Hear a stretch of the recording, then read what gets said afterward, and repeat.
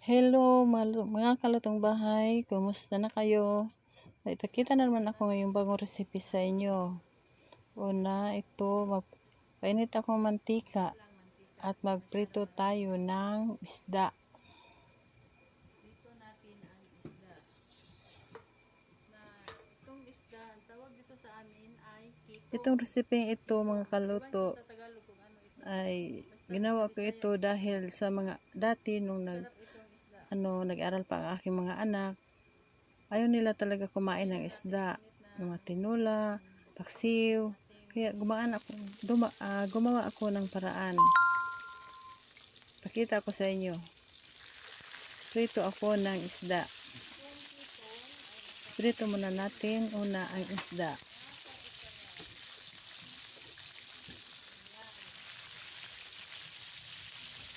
Ayan, pagkatapos ito pag medyo brown na, paligtarin natin. At shout out ko pala sa aking mga kaibigan sa YouTube.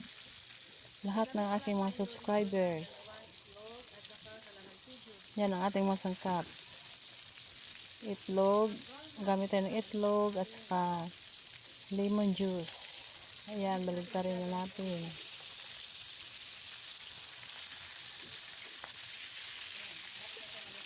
Huwag masyadong i-overcook. Tama na yan.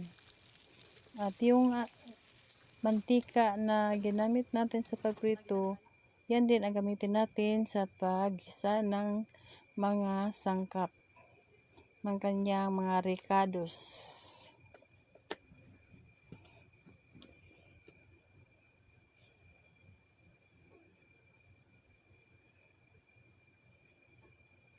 Unahin natin ang bawang.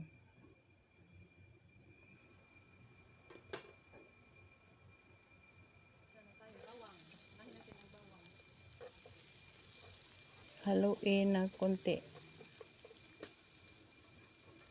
Katapos sibuyas na pula. Pwede nang sabay-sabayin sa paggisa. At yung bell pepper. Mas mahilig talaga ako sa bell pepper. Kahit anong luto ko, mayroon talagang bell pepper. Parang hindi kompleto ang luto ko pag walang bell pepper. Ayan, maraming kamatis. Kamatis na hinog.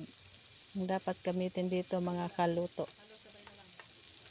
At kunting luya.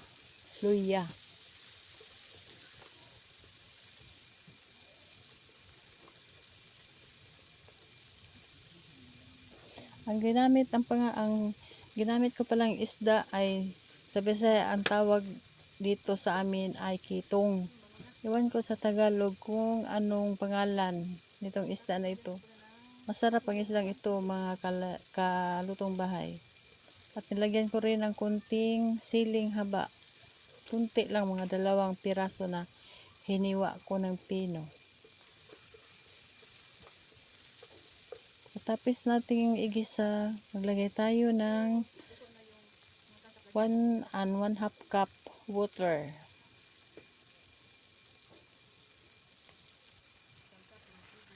Para gawing sabaw. Dagdagan natin ng 1/2.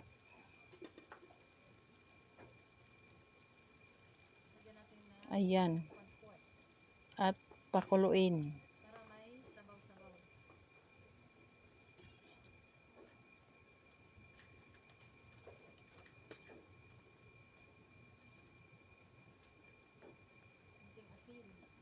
Lagyan ng konting asin. At kunting seasoning. Kahit anong seasoning. Pero ang ginamit ko magic sarap. Kunti lang. Tapos lagyan ng soy sauce. Pwede dagdagan kung gusto niyo. At iset aside natin dyan sa kanyang lutuan at ilagay na natin ang piniritong kitong. Ayan. At isimmer natin yan ng mabuti para yung malasahan natin ang sarap ng isda na kitong sa sabaw. At isimmer lang natin. Masarap ito mga kalutong bahay. Ito ang ginagawa ko talaga. Kasi yung mga anak ko hindi kumakain ng isda. Nilagay ko na ang calamansi juice. At ilagay na rin natin mamaya ang itlog. Ayan. Lagyan natin ng itlog.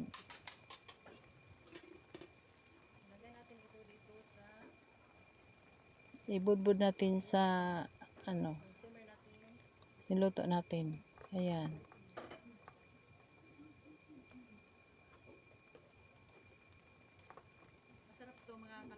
At yung mga ginisa na tarikado, ilagay natin sa ibabaw ng isda. Nilagay ko para manuot yung lasa talaga niya. Lasa sa isda, manuot dyan sa sabaw.